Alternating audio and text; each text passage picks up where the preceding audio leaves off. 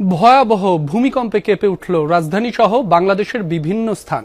শক্তিশালী ভূমিকম্পের মাত্রা ছিল 5.7। আবহাওয়া দফতর জানিয়েছে এর উৎপত্তিস্থল ছিল নরসিংদীর মাধবদী। স্থানীয় সময় সকাল 10:40-এর দিকে এই কম্পন অনুভূত হয়। ভূপৃষ্ঠ থেকে মাত্র 10 কিলোমিটার গভীরে ছিল এর উৎপত্তিস্থল, ফলে তীব্র শক্তিতে কম্পন আঘাত হানে। ভূমিকম্পের আঘাতে এখন পর্যন্ত ঢাকায় 3 জনের মৃত্যুর খবর পাওয়া গেছে। রাজধানী থেকে উৎপত্তিস্থল খুব কাছে হওয়ায় ঢাকাতে তীব্র কম্পন অনুভূত হয়। বিভিন্ন স্থানে বেশ কিছু ভবন হেলে পড়ার খবর পাওয়া গেছে। আতঙ্ক ছড়ায় সাধারণ মানুষের মাঝে। এ সময় ঘরবাড়ি, অফিস এবং ব্যবসা প্রতিষ্ঠান ছেড়ে বাইরে বের হয়ে আসেন লাখো মানুষ। সাম্প্রতিক সময়ের মধ্যে বাংলাদেশে এটি অনুভূত হওয়া সবচেয়ে শক্তিশালী ভূমিকম্প।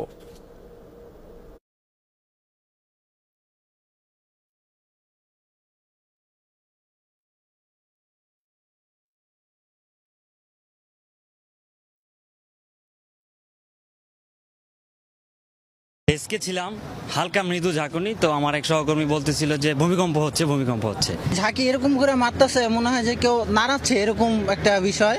তো আমরা যখন পড়তেছিলাম মনে হয় যে যমুনার লাইটগুলো খুলে খুলে আমাদের উপরে পড়তেছে, এরকম একটাই। খুব ভয়ঙ্কর। আমার জীবনে এত বড় ভূমিকম্প অনুধাবন করিনি কখনো। হঠাৎ করে দেখি যে মাটি কাঁপতেছিল আর অনেক জোরে।